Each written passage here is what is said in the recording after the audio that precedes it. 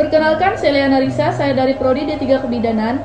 Di sini saya akan menjelaskan tentang landasan pendidikan Pancasila, di mana landasan pendidikan Pancasila mencakup 4 macam.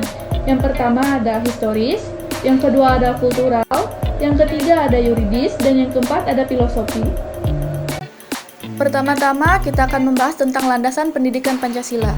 Sebagaimana yang kita ketahui, Pancasila merupakan suatu dasar falsafah negara Indonesia, sebagaimana yang tercantum pada pembukaan Undang-Undang 1945, maka dari itu, setiap warga negara Indonesia haruslah mencoba untuk mempelajari, mendalami, menghayati, dan mengamalkannya dalam segala bidang kehidupan. Dan Pancasila sebagaimana yang tercantum pada pembukaan Undang-Undang Dasar 1945 dalam perjalanan sejarah kemerdekaan bangsa Indonesia telah mengalami persepsi dan juga interpretasi sesuai dengan kepentingan rezim yang berkuasa.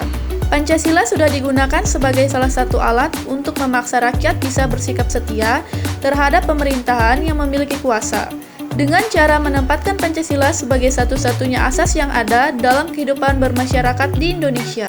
Pancasila yang sebagaimana dimaksud dalam pembukaan Undang-Undang Dasar 1945 menjadi dasar negara dari Negara Kesatuan Republik Indonesia atau NKRI yang harus bisa dilaksanakan secara konsisten dalam kehidupan bernegara. Sementara itu, yang perlu kita ketahui, landasan pendidikan Pancasila itu sendiri ada sebanyak 4 macam, mulai dari landasan historis, landasan kultural, landasan yuridis, dan yang terakhir adalah landasan filosofis. Landasan historis. Landasan pendidikan Pancasila yang pertama yaitu landasan historis. Pancasila merupakan warisan para pendiri bangsa. Pancasila ialah fakta sejarah.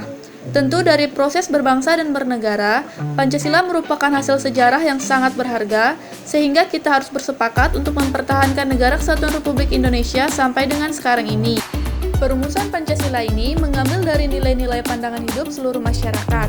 Setiap negara mempunyai ideologi dan pandangan hidup masing-masing, sehingga terdapat adanya perbedaan yang kita ambil dari nilai-nilai hidup dan perkembangan pada suatu bangsa.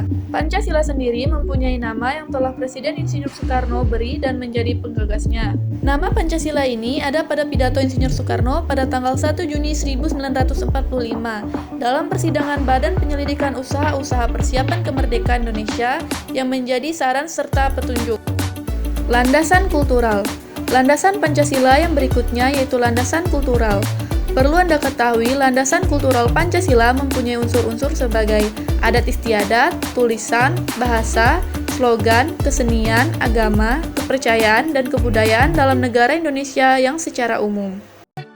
Landasan yuridis. Landasan Pancasila yang ketiga yaitu sebagai landasan yuridis.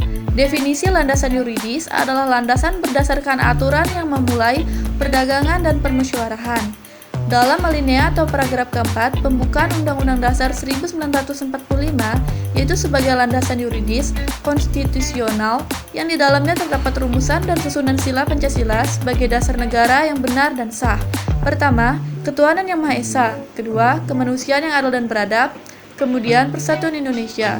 Selanjutnya, kerakyatan yang dipimpin oleh hikmat, bijaksanaan dalam permusyawaratan perwakilan. Dan terakhir, keadilan sosial bagi seluruh rakyat Indonesia. Landasan filosofis. Landasan pendidikan Pancasila yang terakhir yaitu sebagai landasan filosofis. Filosofis ini bersumber dari adanya pandangan-pandangan yang ada di dalam falsafah pendidikan, lalu menyangkut keyakinan terhadap hakikat manusia, keyakinan mengenai sumber nilai, hakikat pengetahuan, serta mengenai kehidupan yang baik.